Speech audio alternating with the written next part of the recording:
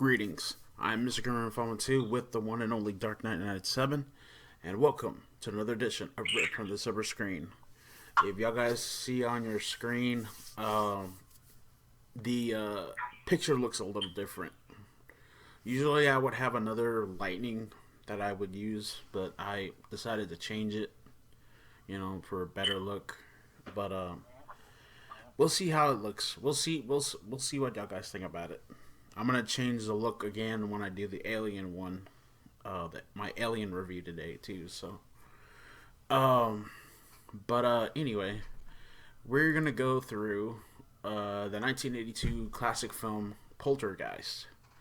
Now, this film was directed by the late Toby Hooper. It was produced by Frank Marshall and Steven Spielberg, who also did the story and co-wrote the screenplay. And it has JoBeth Williams, Craig T. Nelson, Beatrice Straight, and the late Heather O'Rourke. So we're gonna go through the plot. And have you seen this movie, dude, or no? Yes, I have. Yes. You have? Okay. All right, so we're gonna go through the plot. We're gonna talk about it and stuff like that, and like we always do, and give our thoughts on it and shit like that. So, first things first, though. Let me take care of something real quick. Okay. So I just want to make sure that all this shit is okay.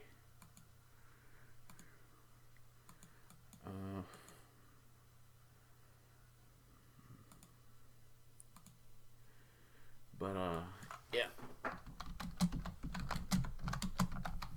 Alright. Okay.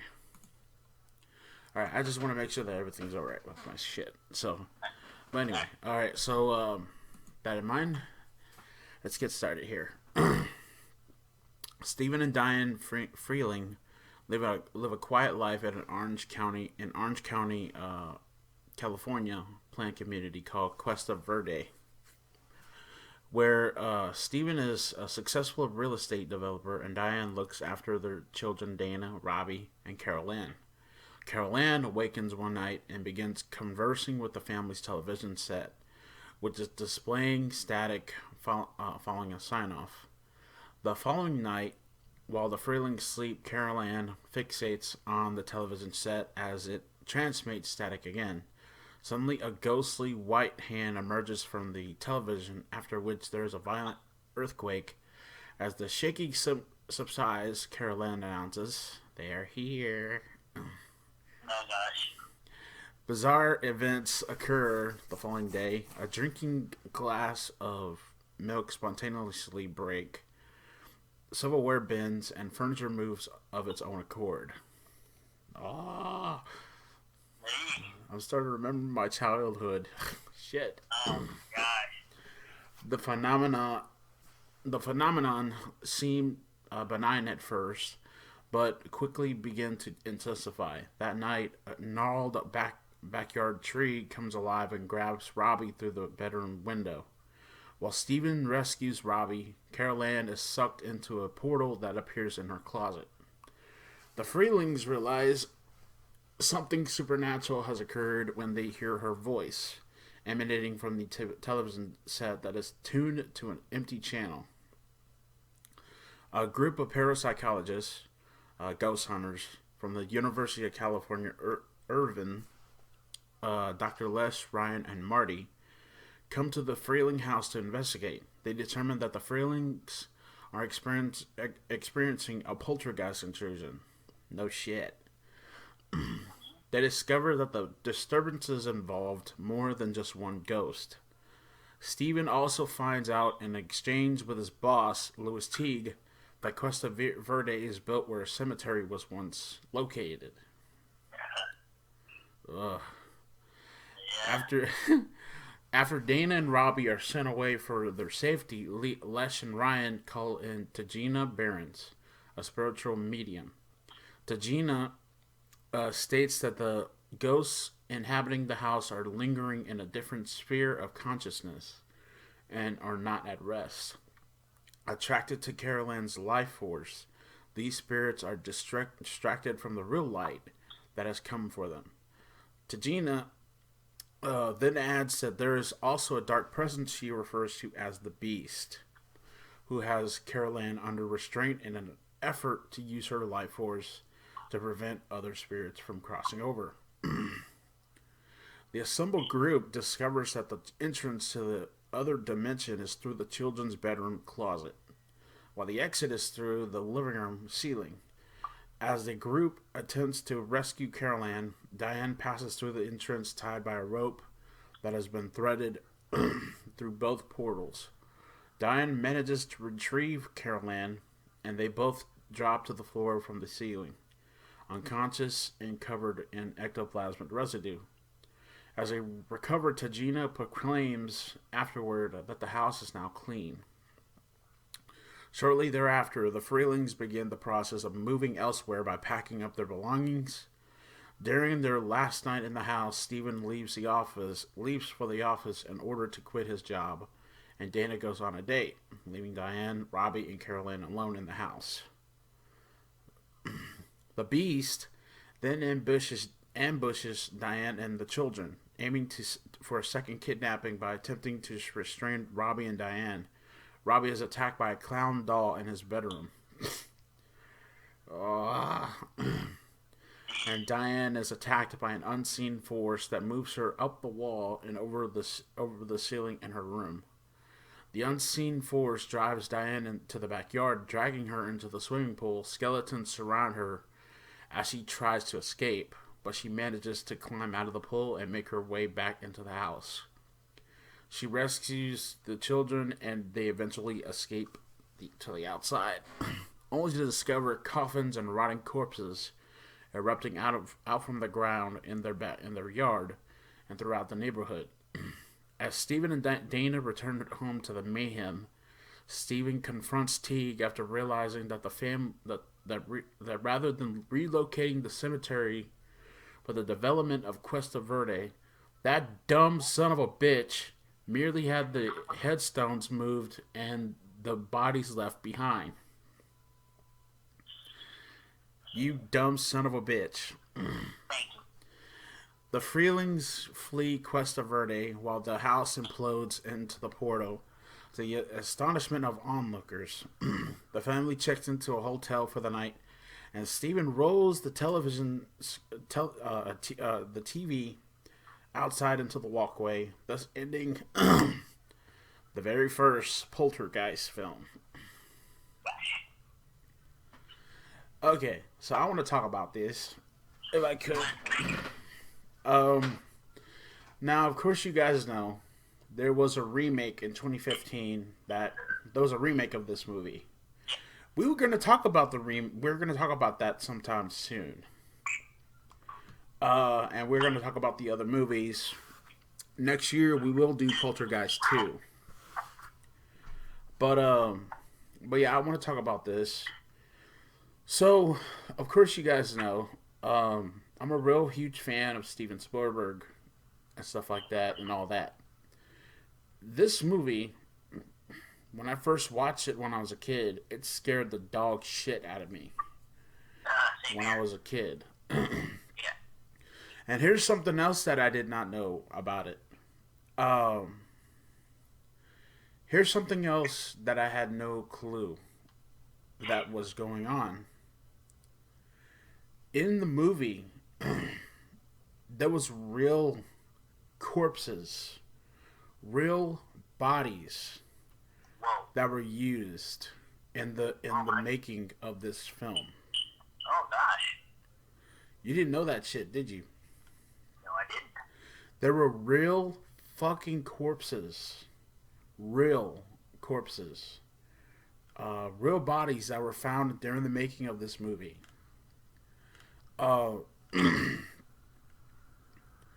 And this movie was scary as hell. But yeah, this movie was really good. This movie deserves a lot of credit. I give them a lot of credit where credit is due. For what they did with this movie and stuff like that. But the creepy thing is that's a creepy part. Um, the creepy thing is that during the making of this, there were real life bodies. There were real life bodies found uh, that they had used during the making of this movie, and it's scary as fuck. If you guys don't believe me, there is there's some I'm trying to remember what there's some article or something like that I saw, and there's also like if you guys watch True Hollywood Story or something like that, y'all guys could figure it out. But but yeah, there were really there was like real bodies used during the making of the movie to give it an even more scarier tone. Um, but what did you think of Poltergeist, man? Well, for me, yeah, it's scary. Yeah, definitely. And even go back to a part where a house is built on a burial ground. My God, oh my God, don't they know to leave those kinds of things alone? I mean, really, it's like you're disturbing the dead. You know what I'm saying? Yeah. Yeah, it's really creeped me out, especially the part where the guy was, I guess, feeling his face. Oh my God, that was creepy right there. Um, yeah, it scared the hell out of me myself. Like Grim, they scared the hell out of me too. I'll tell you that right now. But although, like I said, classic horror. I thought it was good. Yeah. Yeah. Yeah. This was fantastic movie. Yeah. You know, I feel sorry. I feel sorry for there's if you guys remember who the girl was, Carol Ann, who was played by Heather O'Rourke. I 3 years later after this, I think a couple years later after this, she passed away. In 1988. Yep. And I think I'm trying to figure out. Like, hold on real quick. Let's see if I can find out. Yeah, she was going through. She was going through an illness and stuff like that. And in 1987, so so she passed away. I think she died during the making of Poltergeist, the third version, the third movie. Um, and wow, it was about 23 days before I was born. She died. Yeah, yeah, she died February 1st, 1988. I was born 23 days later. So, but yeah, I thought Heather did really good as Carol Ann in this movie. And I liked the person that played Tajina Barons. I think her name is Zelda. She was creepy as hell in this movie. Like the way she talked like the way she talked. That little girl talk like used to scare the hell out of me when I was a kid. Oh gosh. But the more I thought about it, the more I was like, you know, but I think she passed away too. Yeah, she did. She died January 27th of 2010 at the age of 76. Oh, okay. Yeah. So, but I think this movie deserves a lot of credit, for what especially also the imaging, images that are involved in the movie. It's creepy as fuck. And I'm gonna tell you guys something too. this movie is 10 times better than that fucking remake that came out like what 2-3 years ago, back in 2015. I did not like the remake at all. I thought the remake was bullshit. But and I will talk about that remake, that bullshit remake, very very soon. But yeah, this movie was creepy. This movie was scary as hell. I'd give this movie a 10 out of 10. I think uh, I think Knight would agree as well. This movie deserves that 10 out of 10. Poltergeist is one of the most legendary films ever made. Not to mention that this also has been parodied a lot by a lot of different stuff, um, including a certain Family Guy episode. So yeah, they also made a parody. They also parodied this on American Dad too. If you guys remember that one. Episode called Poltergeist. Yeah. Which the house has become haunted by Francine's unsatisfied sex drive. Yeah. So, but yeah, let us know in the comment section down below what you guys thought of Poltergeist. Coming up next, we got 2 more reactions, and I'm gonna give you guys 1 reaction. Well, 2 more reviews actually. Excuse me. And 1 reaction that I got to get to today, and then I am done for the day. So, and I'll probably post these later on tonight. Depends on what happens. So, but yeah, coming up next, I got 2 more reviews for you guys. Alien and Casper. And, yeah, so I'm Mr. Grimreaper 2, and the next time you see the screen, it will look very, very different. So, yeah, I'm Mr. Grimreaper 2, and I'll see you on the afterlife. Peace.